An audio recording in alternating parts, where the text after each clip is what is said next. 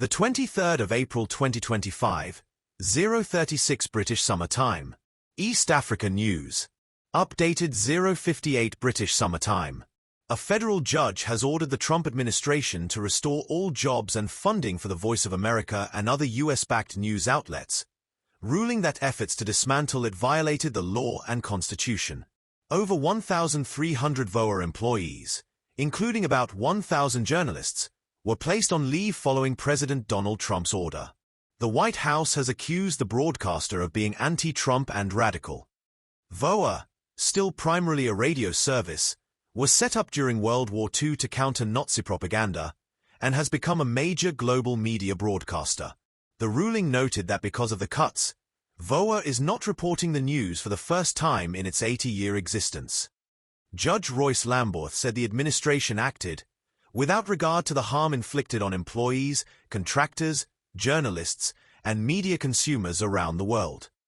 He ordered the administration to take steps to restore employees and contractors to the jobs they had prior to the executive order, and to do the same for Radio Free Asia and the Middle East broadcasting networks.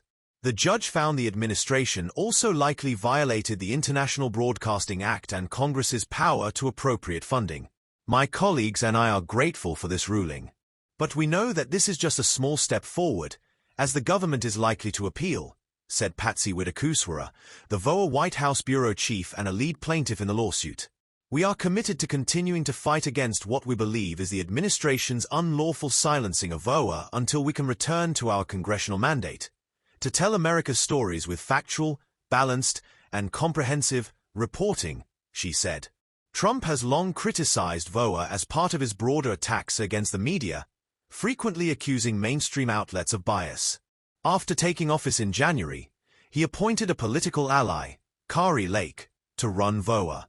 Lake has previously supported Trump's false claims that the 2020 election was stolen from him. In March, Trump ordered the U.S. Agency for Global Media, USAM, which oversees VOA and funds outlets like Radio Free Europe and Radio Free Asia, to be eliminated to the maximum extent consistent with applicable law. A separate judge in New York temporarily blocked the executive order after journalists, advocacy groups, and unions sued, arguing the move was unlawful. Judge Lamberth, who is based in Washington, D.C., ruled the Trump administration lacked the authority to shutter VOA, which is funded by Congress and has a legislative mandate to deliver credible news globally. It is hard to fathom a more straightforward display of arbitrary and capricious actions than the defendant's actions here, he wrote.